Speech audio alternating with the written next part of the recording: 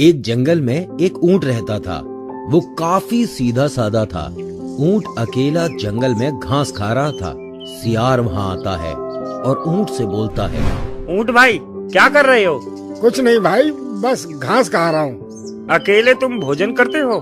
हाँ भाई, मैं अकेला ही रहता हूँ और अकेला भोजन करता हूँ। मित्र, मैं भी अकेला हूँ और मुझे भी एक मित्र की जरूरत है। सच में? हाँ मित्र, तुम मेरे मित्र बनोगे? हाँ हाँ, मैं जरूर बनूंगा। और वो दोनों सगे दोस्त बन जाते हैं और साथ साथ भोजन करने जंगल जाया करते। सियार और ऊंट काफी गहरे मित्र बन जाते हैं और ऊंट सियार की हर बात मानता था। ऊंट भाई, वहाँ घूमने चला जाए? हाँ मित्र, चलो। और दोनों साथ साथ घूमते हैं और हर जगह साथ साथ जाते। फिर एक दिन सियार ने ऊंट से बोला, मित्र, यहाँ भोजन काफी कम मिलता है। हम नदी के उस पार चलते हैं, वहाँ एक मक्का का खेत है। कहाँ की बात कर रहे हो मित्र? नदी के पार है एक मक्का का खेत। मित्र, वो तो बहुत दूर है। क्या मित्र, तुम कितना डरते हो? ज्यादा दूर नहीं है, हम बात करते करते उतना दूर जा सकते हैं। और फिर दोनों मक्का के खेत पर जाने लगते हैं। जैसे ही वो मक्का के खेत जा रहे होते हैं, उन्हें एक नदी दिखती है। नदी देखकर सियार बोलता है, मित्र, मैं तो नदी पार नहीं कर पाऊंगा, मैं काफी छोटा हूँ। मित्र, तो फिर हम कैसे जाएंगे मक्का खाने? सियार कुछ देर सोचता है और फिर बोलता है, मित्र, एक काम करो, मैं तुम्हारी पीठ पर बैठ जाता हूँ और तुम मुझे नदी पार कराकर उतार देना। हाँ मित्र, सही उपाय है। और फिर सियार ऊंट के पीठ पर बैठ जाता है और ऊंट नदी पर चलकर पार मर देता है और नदी पार करके सियार को नीचे उतार देता है। सियार नीचे उतरकर बोलता है, शुक्रिया मित्र, तुम नहीं होते तो मैं आज नदी पार नहीं कर पाता।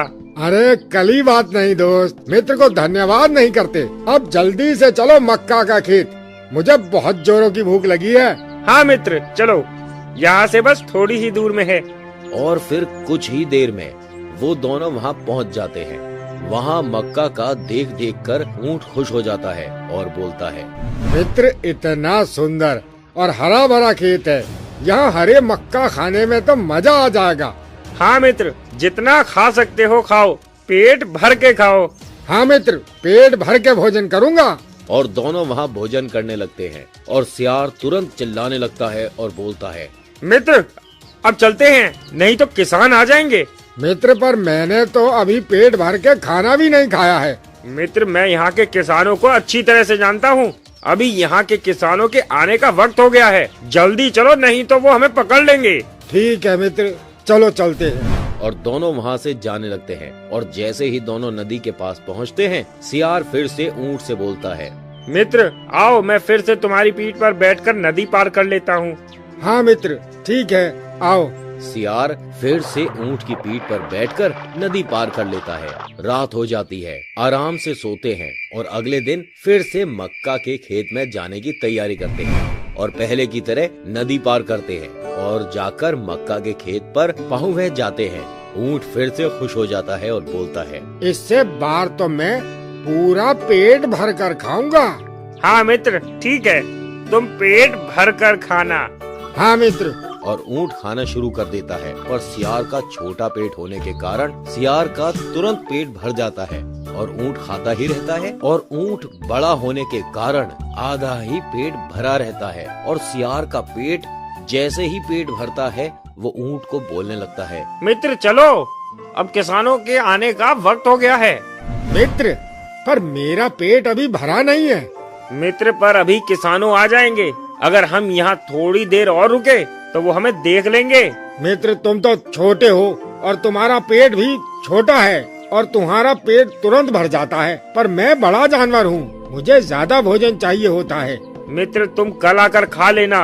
मित्र, कुछ देर तुम अगर शांति से रुकोगे तो मैं पेट भर के खा सकता हूँ। ठीक भाई, तुम खाओ। और कुछ ही देर बाद सियार ऊंट से बोलता है, मित्र, बहुत दिनों से मैंने हुआ चिल्लाया नहीं है। मित्र, अभी मत चिल्लाओ। मित्र, मुझे अभी मन कर रहा है। मित्र, शांत हो जाओ, नहीं तो किसान आ जाएंगे। पर सियार ऊंट की एक नहीं सुनता है और वो चिल्लाने लगता है, हुआ हुआ। और सियार की आवाज सुनकर वहाँ किसान आ जाते हैं और सियार दौड़ मर तेजी से भाग जाता है और बेचारा ऊँट अकेला किसानों के डंडों से मार खाता रहता है।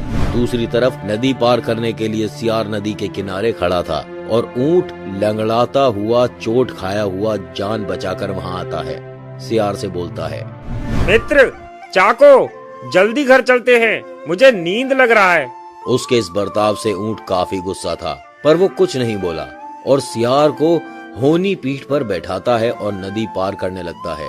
जब ऊँट आधी नदी पार करता है तब वो सियार से बोलता है, मित्र मुझे यहाँ पानी में लौटने का मन कर रहा है। मित्र अभी मत करो, मुझे नदी पार करा दो, फिर तुम लौटना। नहीं मित्र, मुझे अभी मन कर रहा है।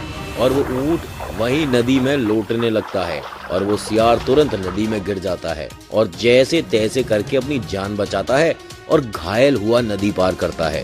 इस बात पर ऊँट काफी खुश होता है और वो जंगल में मित्रों को बताता है। जंगल में सभी हंसते हुए कहते हैं, जैसे को तैसा।